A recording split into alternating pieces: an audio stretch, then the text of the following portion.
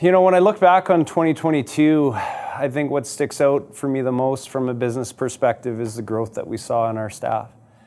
We hired 8 people, which was about just under 100% growth for us as an organization. And, there's a lot of challenges that we face as a business, but the one that we really thrive on the most is the development of our team. If you asked me a few years ago if we thought we'd be a team of 17 people with offices in Calgary and Edmonton and one person working outside of Vancouver, I'd say, well, maybe not. When you get a chance to work with some of the bright minds that are out there, it really helps you appreciate some of the things you don't know, or it helps get you into a place that is maybe uncomfortable, because there is a lot of expertise out there on elements of the work that we grew up in as an organization, things that I thought I used to have a pretty good handle on.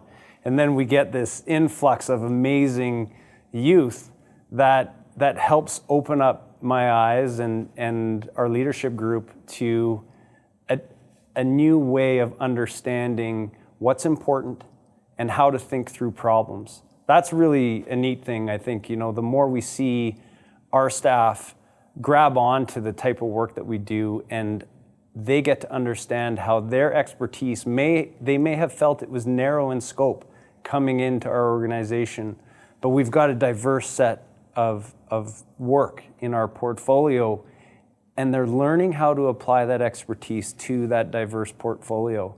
It's really neat to see. It's very similar to a hockey coach who might drop a play on the whiteboard, and then they get to see it in action. And when it's successful, it's one of the most rewarding things that a coach can experience. Other than, of course, seeing that group of people and players, or staff in this case, grow into their comfort level around their expertise and what it means for how they continue to grow over time. It's our number one focus as an organization, is really trying to understand what are we good at, how have we built that team around a diverse set of portfolio projects. We built it by bringing in very specific expertise, understanding that it's our job to really grow that expertise to fit the business.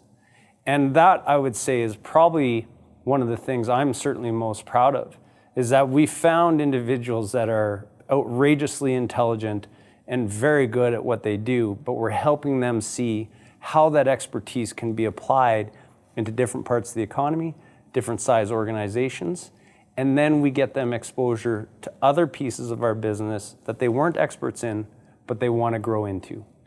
And now we're in this system where we've got a core group of folks that we're really helping grow up into next year or next 5 years, the business leaders of tomorrow, and that feels great.